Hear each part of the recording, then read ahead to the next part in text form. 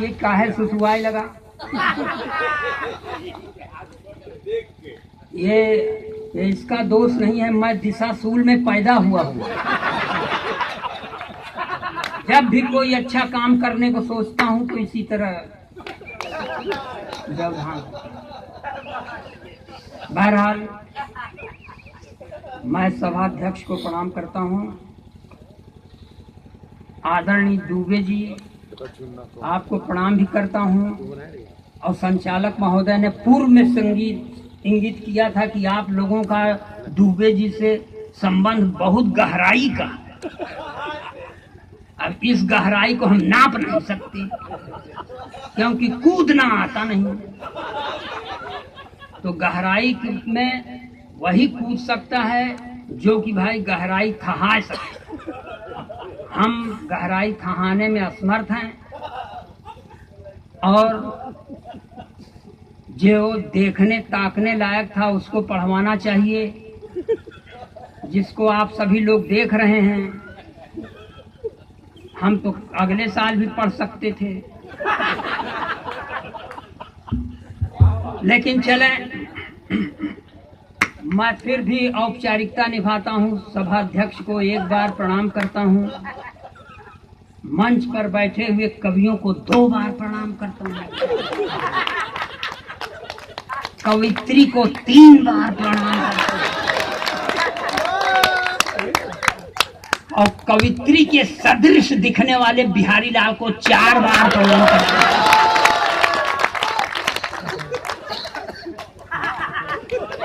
और कसम भगवान की आप लोगों को 100 बार प्रणाम करता हूँ।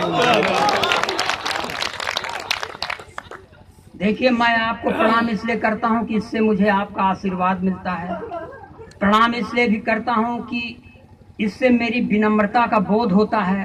प्रणाम इसलिए भी करता हूँ कि यही देश की माटी है, परिपाटी है। और प्रणाम इसलिए भी करता हूँ कि इसके अलावा मैं आपका कुछ करने लायक है ही नहीं। इसलिए जो रजाई ओढ़ के बैठे हैं, हाथ सिकोड़ के बैठे हैं, उनको भी बिना मन से प्रणाम करता हूँ। और जो ताली बजा रहे हैं, कसम भगवान की उनको पूरे मन से प्रणाम।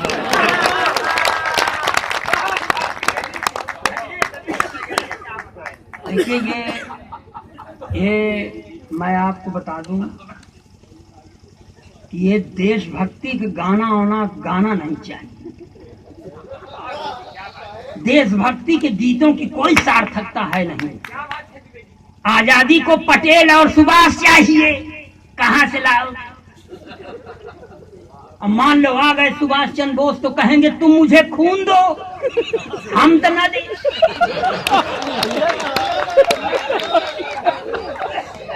जोन पाव 1.5 पाव बचा है वही चूस के बैठ जाए तो घर वाले क्या करें?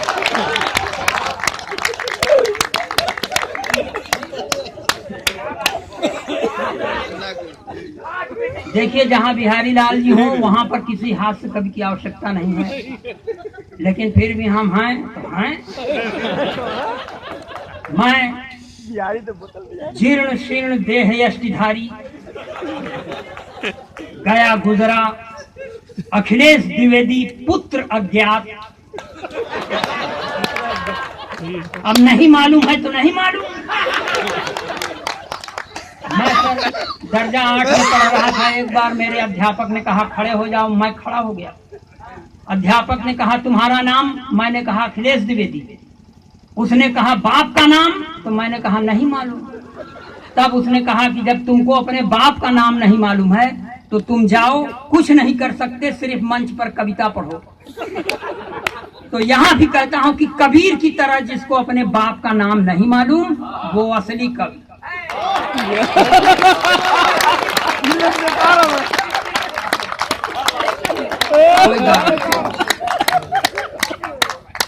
देखिए, मैं बीच में ना बोलो भाई, बीच वालन से हमारा जान भी आई। कोनो शुभ काम भवा के बीच वाले आ जाते।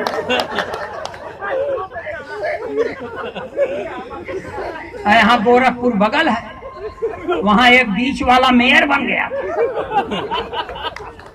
आप लोग थोड़ा सा मन बनाइए। मैं कसम खाता हूं, अब किसकी कसम खाऊं?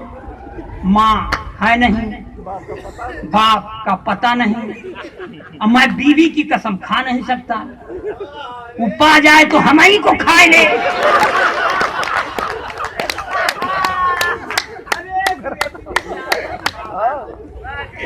देखिए, मैं देश का अकेला लाडला कवि हूं सर, जो विवाहित हूं, मगर मेरी पत्नी मेरा सम्मान नहीं करती। अब नहीं करती तो नहीं करती। एक अदद मेरे पास भी पत्नी है सर, वो मांग में सिंदूर नहीं लगाती। मैंने कहा देख भाग्यवान ब्राह्मण के घर की बहू है, लगाया कर। बोलती है नहीं लगाती। मैंने कहा क्यों? तो मुझको ही समझाती है कि देखो ये सिंदूर वो चीज है जिस पर औरतें गर्व करती हैं। मैं किस पर गर्व करूं? मैंने कहा देख भाग्यवान, मैं एक अदद वो आइटम हूं जिसने तुझे एक औलाद फौलाद जैसी दी है, जो हट्टा कट्टा है, 5 फीट 8 इंच लंबा है, गोरा चिट्टा है, इंटर में पढ़ता है, बड़ा होकर मेरा नाम रोशन करेगा। मैं उस पर नाज करता हूँ, इसलिए तू मुझ पर नाज कर। तो और भन आ गई भाई साहब मेरे ऊपर। कहने लगी देखो अब हमारा मुंह मत खुलवाओ, तुम्हारे ऊपर भरोसा करती तो ये भी ना होता।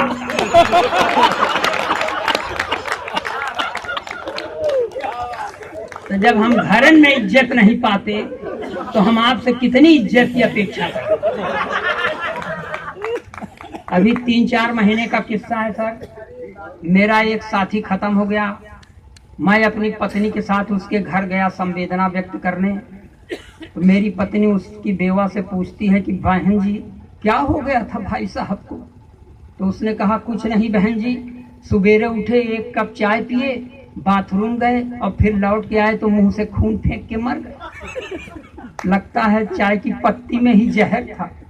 मेरी पत्नी ने इतना सुनने के बाद मुझे घूर कर देखा और उससे कहा कि 2-4 चम्मच वही चाय की पत्ती दे दें। मैंने कहा भाग्यवान ये पत्ती क्यों मांग रही है? उसने कहा कि ये औरतों की बात है, आज इनके ऊपर संकट पड़ा है, मैं आई हूं, कल हो सकता है इन्हें आना पड़े।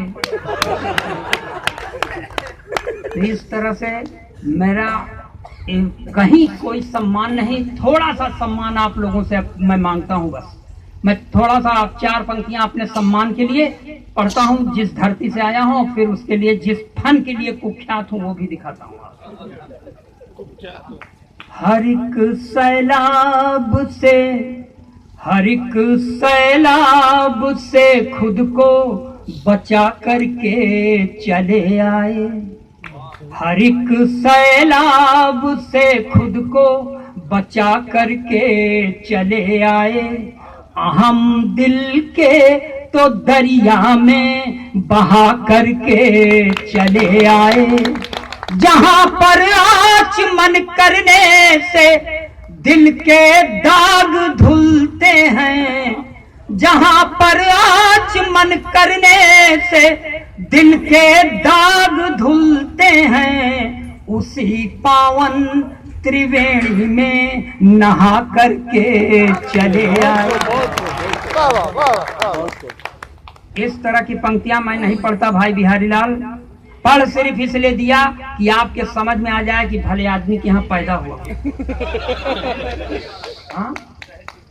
एक मुक्तक और पढ़ता हूँ भाई बिहारी लाल जी का, ये सारे कवियों की तरफ से आप लोगों के चरणों में।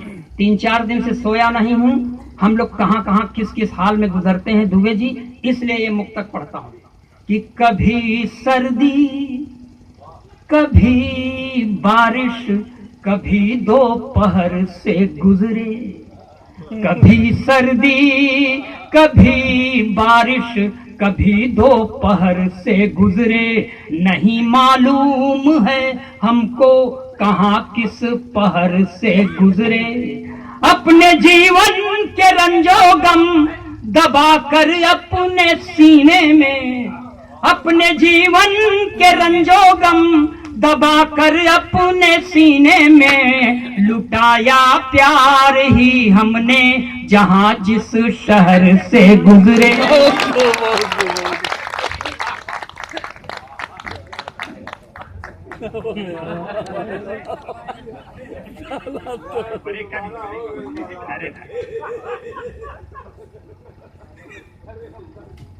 ये माला पहनावे के बहुत खराब चलन है।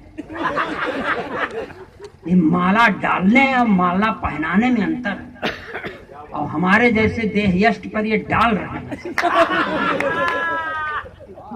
चले, मैं देखिए इस तरह की पंक्तियां नहीं पढ़ता, पढ़ सिर्फ इसलिए दिया कि आपके समझ में आ जाए कि भले आदमी के यहाँ पैदा हूं। ताली बजाइए, मैं पंक्तियां पढ़ता हूं।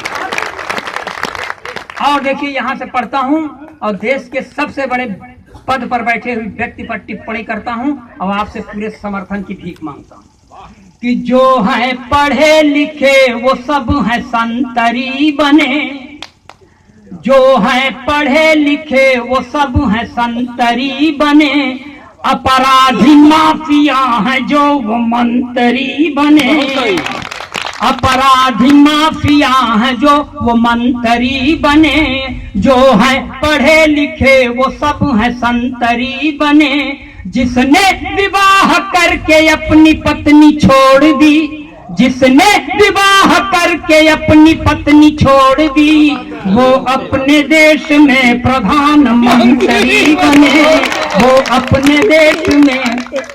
बहुत बुरा लगता है हाँ, बेटी बचाओ बेटी पढ़ाओ मगर पत्नी छोड़ दो, दूसरे की औलाद है ना, क्या करो।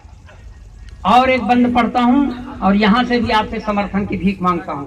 देखिए सर, कुछ दिन पहले एक देवी का अवतार हुआ है अपनी धरती पर, जो हाथ में त्रिशूल लेके चलती है, राधे माँ। मगर उस आज परम्बा की तरह वो सिंह की सवारी नहीं करती, अपने भक्तों की गोदी की सवारी करती।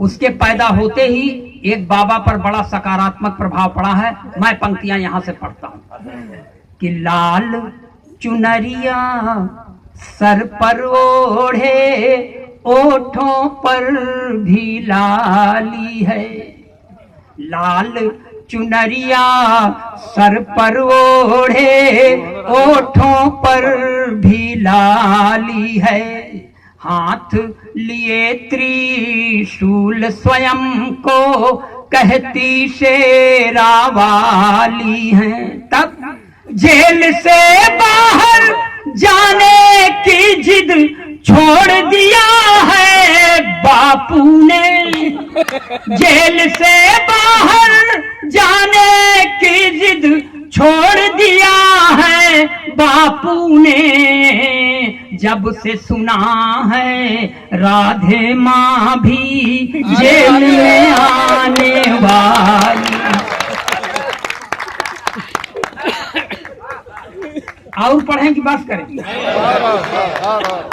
और देखिए मैं उत्तर प्रदेश का रहने वाला हूँ, सबसे वरेण्य राजनीतिक से एक प्रेरणा ली है मैंने, आप लोग भी लें, नहीं लिए हैं तो लेने का प्रयास करें। 88-90 बरस की उम्र में उन्होंने जो कांड किया, भगवान करे करते काहे नहीं मर गए, मगर प्रेरणा है, लीजिए।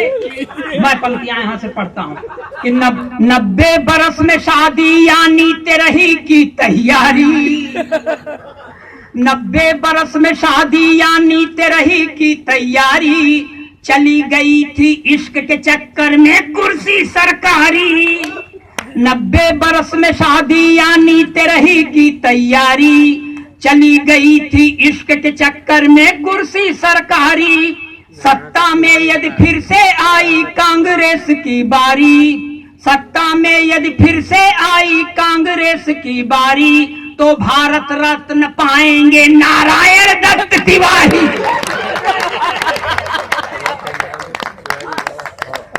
सत्ता में यदि फिर से आई कांग्रेस की बारी, तो भारत रत्न पाएंगे नारायण दत्त तिवारी।